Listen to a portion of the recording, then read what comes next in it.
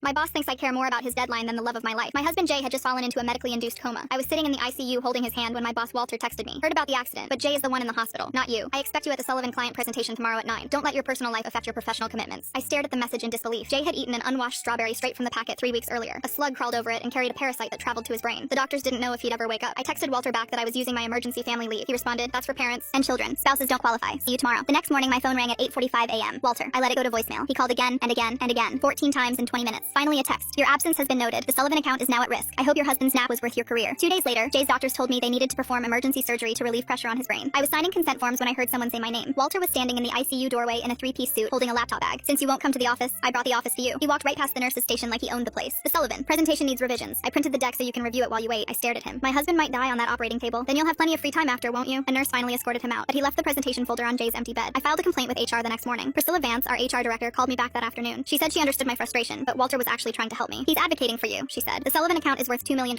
If it falls through because of your absence, the company will have grounds to terminate you. Walter is trying to prevent that." She suggested I work remotely from the hospital. "Jay's in a coma," I said. "It's not like he needs you to be present and conscious, right? You can answer emails while sitting with him. Multitask." I hung up on her. 3 days later, Jay was out of surgery but still unconscious. I hadn't slept more than 2 hours at a time in over a week. I was in the hospital cafeteria getting coffee when I checked my email. There was a message from Walter marked urgent. "Your continued absence has resulted in the loss of the Sullivan account. Per company policy, employees responsible for account losses exceeding 500K are subject to immediate review. HR will be in contact regarding next steps." The next day, I got a termination letter. "Due to extended unauthorized absence and failure to meet critical client obligations, your employment has been terminated effective immediately. Your benefits will end in 48 hours. I was sitting next to my comatose husband, reading that I was about to lose our health insurance. The insurance that was paying for his ICU bed, his brain surgery, his ventilator. I called Priscilla sobbing. "Please, my husband will die without this insurance. Please." She said her hands were tied. The termination was already processed, but she could offer me COBRA continuation at $1,800 a month. "Given your situation, you might also want to look into Medicaid." That night, I couldn't stop shaking. My mother-in-law Sally found me hyperventilating in the hospital bathroom. She sat me down, gave me water, and asked me to tell her everything from the beginning. I showed her every text, every email, every voicemail. She didn't say a word until I finished. Then she picked up her phone and made one call. The next morning, a man in a gray suit showed up at my hospital room. He introduced himself as Douglas Keller, Sally's best friend's husband, employment attorney, exposed 3 Fortune 500 companies for labor violations. I told him my story in 15 minutes. He recorded everything. When I finished, he literally started laughing, clutching his stomach. I used to dream of cases like this. Walter's denial was illegal. The termination was illegal. And cutting your insurance while your husband is on life support? He shook his head. I haven't seen a slam dunk of evidence like this since the Diddy case. By noon, he had filed an emergency injunction to reinstate my insurance. By 3 p.m., he had drafted a lawsuit for wrongful termination, insurance fraud, and intentional infliction of emotional distress. At 4:40, I walked into my office building with Douglas by my side. We went directly to the 3rd floor conference room where Walter was presenting to 12 senior managers. Douglas opened the door without knocking. Walter stopped mid-sentence. "Excuse me, we're in a meeting." He saw me. His face flickered. "Security will escort you out. You don't work here anymore." Douglas walked straight up to Walter and handed him the papers in front of everyone. Walter looked down at the first page. The room went silent. His face went white. He looked at me, then back at the number. $3.2 million.